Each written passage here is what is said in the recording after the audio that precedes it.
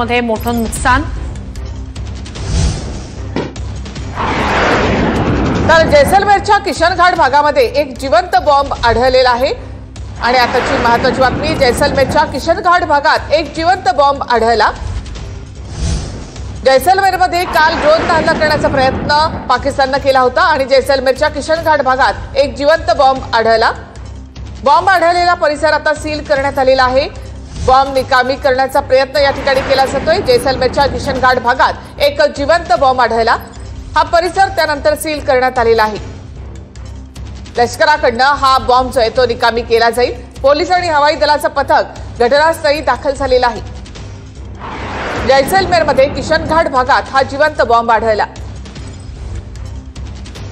Bomb आढळलेला हा परिसर सील करण्यात आलेला आहे आणि आता पोलीस आणि हवाई दलाचं पथक इथे दाखल झालंय।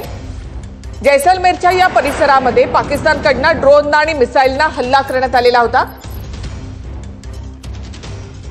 तर बॉम्ब आढळलेला हा परिसर सील करण्यात आलेला आहे। आणखी एक महत्त्वाची